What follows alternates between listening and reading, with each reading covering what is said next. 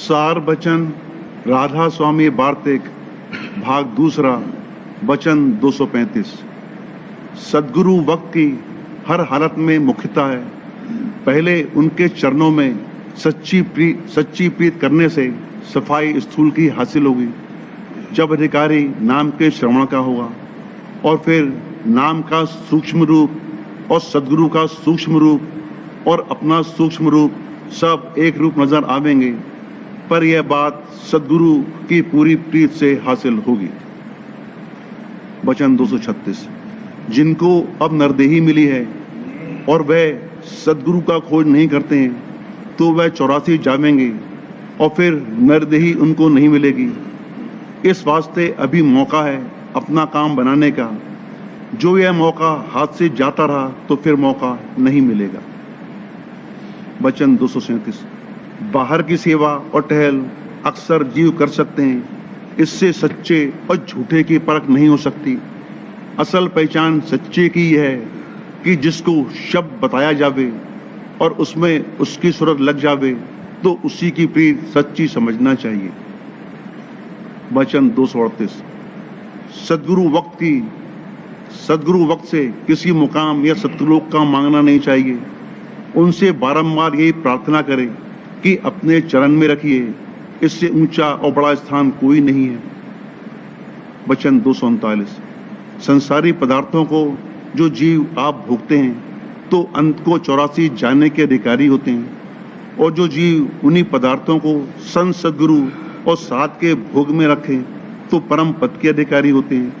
क्योंकि संतों की आसक्ति न तो उन पदार्थों में और न अपनी देह में, सिर्फ जीवों को उद्धार के वास्ते देह स्वरूप धरा है, पर अपने मुकाम की सैर हर रोज देखते हैं। और जीव पदार्थों और देह में आ सकते हैं, पर उनमें से जो उनकी सेवा और टहल में अपना तन मन और धन खर्च करेंगे वे 84 से बचेंगे, और जो अपने खाने पीने और ऐश और आराम में उम्र खो रहे हैं वे 84 जावेंगे। वचन 240।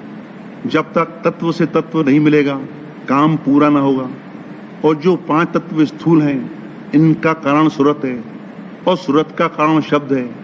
इन पांचों के झगड़े में पड़ने से कुछ फायदा ना होगा। जो सूरत तत्व है उसको शब्द तत्वों में मिलाने से काम पूरा होगा, पर यह बात बेदया सद्गुरु पूरे के हासिल न होगी। इस वास्ते पहले सद्गुरु का खोज और उनकी प्रीत करना चाहिए। वचन 241। जैसे पपिया स्वांत की बूंद के वास्ते बन बन फिरता है और किसी बूंद को कबूल नहीं करता है, क्योंकि और बूंद से उसकी प्यास नहीं जाती है, तो मालिक भी उसकी सच्ची तड़प को देखकर स्वांति बूंद बरसाता है और उसकी प्यास को बुझाता है। इसी तरह जिनको सद्गुरु और नाम का खोज सच्चा है और उनकी तलाश में रहते हैं, उनको सद्गुरु और नाम प्राप्त होंगे। हर एक का काम नहीं है जो इस रास्ते पर कदम रखे। वचन 242। सेवा कहता है कि मेरी यह आरजू है कि मैं अपने मन को मेहंदी के समान पीसकर सद्गुरु के चरणों में लगाऊं, पर सद्गुरु अभी कबूल नहीं करते। खैर, मैंने तो अपने मन को मेहंदी के तुल्य पीसकर तैयार कर रखा है। जब उनकी मौज होवे तब चरणों में लगावे। यह धर्म सेवक का है कि इतनी मेहनत करके मन को पीस डाला, और फिर भी जो सद्गुरु ने मंजूर नहीं किया तो दीनता नहीं छोड़ी, मौज पर रहा। ना कि ऐसी हालत होवे कि जरा सी सेवा करी और जो मंजूर ना हुए तो अभाव आ जावे। इसका नाम सेवकाई नहीं है, यह तो सद्गुरु को सेवक बनाना है। जब यह हालत है तो मन कैसे पीसा जावेगा। पर भाग से जो सद्गुरु दयाल मिल जावे तो अपनी कृपा से सब दुरुस्ती सेवक की कर लेंगे। वचन 243। जब दाता किसी को कुछ देता है तब हाथ निकालता है, इसी तरह मालिक जब दया करता है तब मेह बरसाता है, पर इसका फायदा संसार को है। और जब परमार्थियों पर दया करता है तब प्रेम की वर्षा करता है।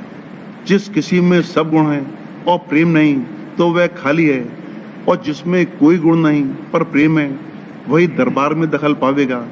इस वास्ते मुख्य प्रेम है, और यह प्रेम बगैर सद्गुरु भक्ति के हासिल न होगा। वचन 244। संत जो उस पद को बेअंत कहते हैं, सो यह बात नहीं है कि उनको उसका अंत नहीं मालूम है या नहीं पाया। इसका मतलब यह है कि वहां का जो आनंद है वह बेअंत है, और संत उस मुकाम पर जल मछली की तरह से रहते हैं। अब जो कोई यह कहे कि मछली ने जल को नहीं लखा या उसका अंत नहीं पाया, यह कहना गलत है। और जो ऐसे हैं कि जल में जल रूप हो गए, उनकी कुछ तारीफ नहीं है। महिमा उन्हीं की है जो जल में मछली रूप रहकर उसका आनंद लेते हैं। वचन 245। काल के ग्रसने से जीव की मोक्ष नहीं हो सकती, क्योंकि सूरज चैतन्य है, उसको काल नहीं खा सकता, देही को खाता है। किसी को जल द्वारा, किसी को अग्नि द्वारा और किसी को पृथ्वी द्वारा। काल का और जीव का मेल नहीं है, क्योंकि जब से यह दोनों सत्यलोक से आए हैं, उन पर खोल चढ़ते चले आए हैं। काल उलट नहीं सकता है, पर जिस जीव को सद्गुरु मिल जावे तो उनकी दया और सेवा के प्रताप से उसके खोल उतर सकते हैं, और फिर उलटकर सत्यलोक में भी जा सकता है। बिना खोलों के उतरे अपने घर में नहीं पहुंच सकता, और खोल बिना शब्द और सद्गुरु सेवा और उनकी प्रीत के नहीं उतरेंगे। वचन 246। जब तक जीव अलग के पलक के परे ना पहुंचेगा, तब तक इसको मुक्ति प्राप्त न होगी। अलग नाम मन और काल का है, क्योंकि काल जीव को खाता चला जाता है और लखा नहीं जाता। अगर जीव सच्चा दर्दी है तो सब जतन छोड़कर सद्गुरु पूरे की शरण हो जावे, तब काम पूरा होगा, क्योंकि संतों ने इस अलग को लखा है और वही इसको पलक के परे पहुंचा सकते हैं। 3 लोग और जितने अवतार और देवता हुए हैं, अलग के पलक के बाहर नहीं गए, और संत उसके परे पहुंचे। इस वास्ते जो उनकी शरण लेगा वह काल की हद से बाहर हो जाएगा, और जो पिछलों की टेक में रहेगा और वक्त के पूरे सद्गुरु पर भाव और निश्चय नहीं लावेगा, वह संतों के निज भेद को नहीं पावेगा और काल के जाल से बाहर न होगा। वचन 247। ऐसा कहा है कि हरि के चरण की शरण लेने से जीव का उद्धार होगा। तो अब विचारो कि जीव उस हरि को कहां ढूंढे। उसको तो विधेय और अरूप कहते हैं, और जब चरण शरण कही तो चरण होंगे, और जो चरण होंगे तो देह भी होगी। तो ऐसा हरि कौन है? संत कहते हैं कि इस कहने से मतलब सद्गुरु की शरण लेने से है, क्योंकि हरि गुरु एक है। इस वास्ते सद्गुरु वक्त की शरण लेना चाहिए, तब वह नाम जिसको पतित उदाहरण कहते हैं मिलेगा, और उसकी कमाई सात संग से होगी। यानी सब कुसंग छोड़ करके पहले सात संग करे, तब कमाई बन पड़ेगी। और मालूम होवे कि माता, पिता, सुत, स्त्री और संसारी जीवों का संग कुसंग में दाखिल है, क्योंकि इनके संग से न सद्गुरु की शरण ली जाएगी और न नाम मिलेगा और न सात संग बन सके। पर जो सद्गुरु पूरे अपनी मेहर और दया करें तो सब काम बनवा लें।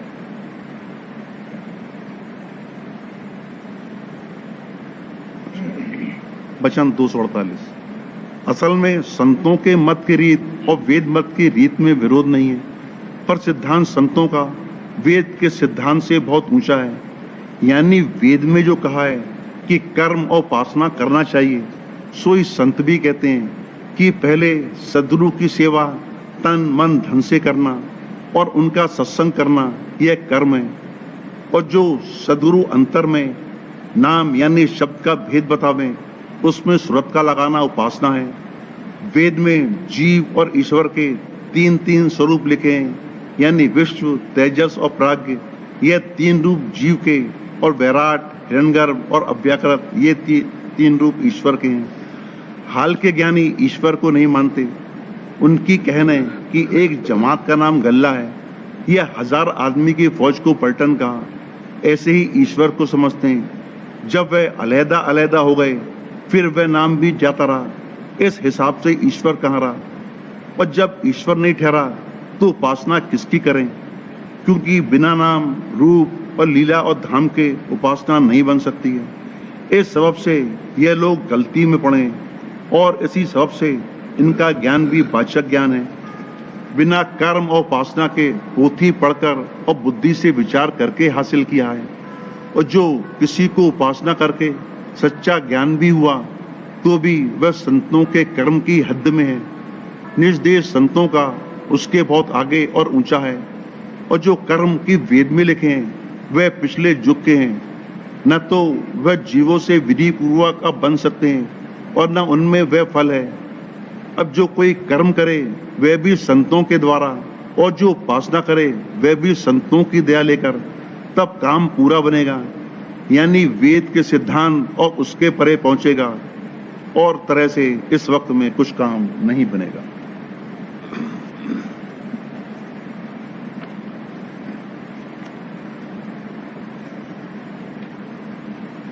प्रेम पत्र राधा स्वामी, चौथा भाग, प्रकार 44वां।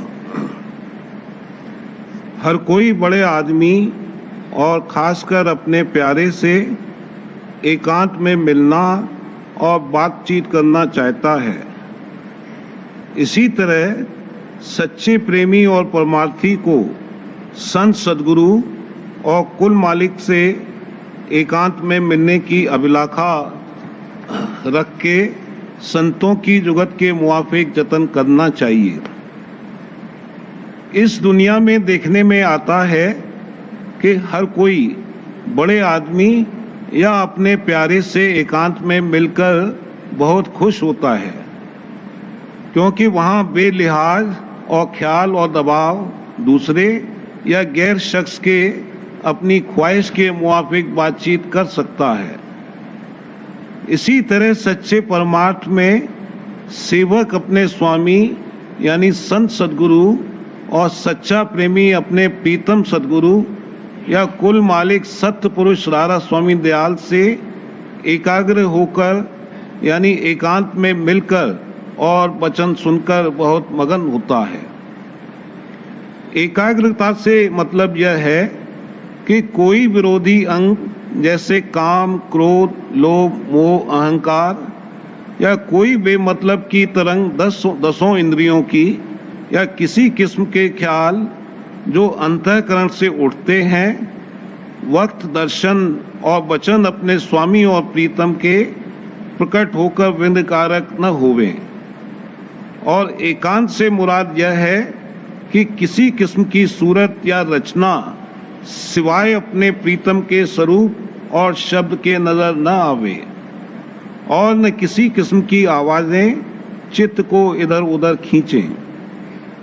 जब ऐसी हालत सच्चे प्रेमी की अंतर अभ्यास के वक्त मौज से हो जावे तो उसको पूरा रस भजन और ध्यान का हासिल हो सकता है, और रफ्ते रफ्ते अंतर में दर्शन भी मिल सकता है। और जब सत्संग में सब तरफ से मन और चित्त और नजर हटकर एक सद्गुरु के दर्शन और वचन में लौलीन हो जावे, तब गहरा रस बाहर के सत्संग का मिल सकता है।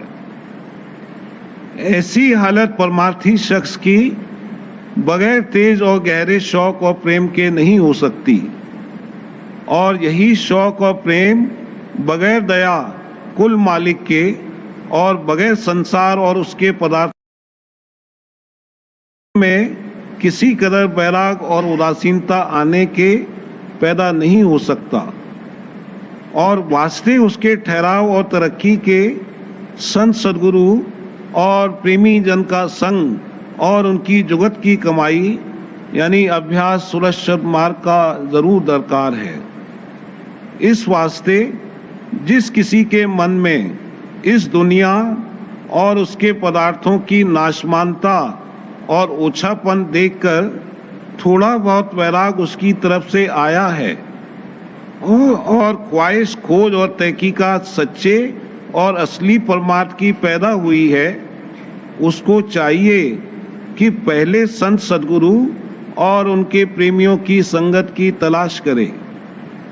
और जो कि ऐसा खोजी दया पात्र होता है, उसका मौज से जल्द मेला संत सद्गुरु या उनकी संगत से हो जावेगा।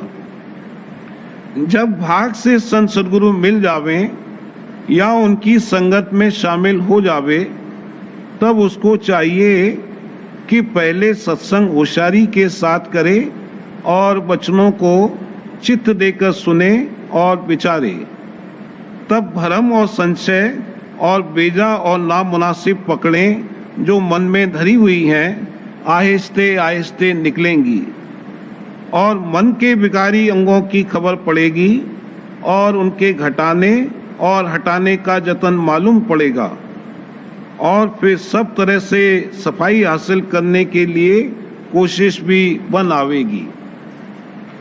जब इस तरह कोई दिन सत्संग करके थोड़ी बहुत सफाई हासिल होती जावे और पूरा पूरा निश्चय कुल मालिक राधा स्वामी दयाल और उनके धाम में पहुंचने की जुगत यानी सूरज शब्द मार्ग का हो जावे, तब उपदेश लेकर अंतर अभ्यास शुरू करे।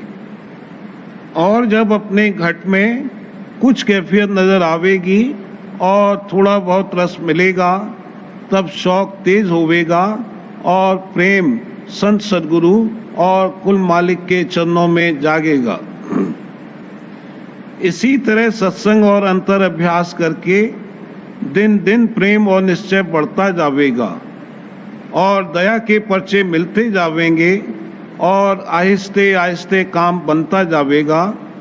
यानी एक दिन रास्ता तय करके निज धाम में पहुंच जावेगा और कुल मालिक राधा स्वामी दयाल का दर्शन पाकर परम आनंद को प्राप्त होगा।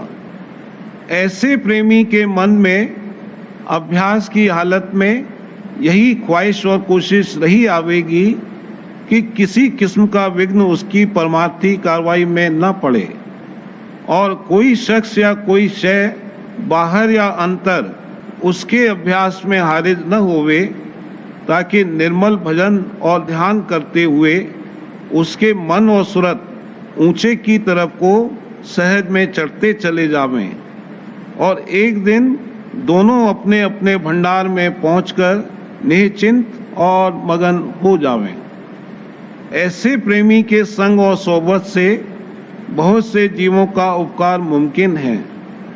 यानी वे इसकी जबान से महिमा और बड़ाई संत सदगुरु और उनके सत्संग और अभ्यास की और भी हाल दया कुल मालिक राधा स्वामी दयाल का सुनकर वास्ते शामिल होने ऐसे सत्संग के उमंग उठावेंगे और रपते रपते वचन सुनकर और समझकर और उपदेश सूरज शब्द मार्ग का लेकर अभ्यास में शामिल होवेंगे और कुछ आनंद और रस अंतर में पाकर अपनी नरदेही सुफल करेंगे।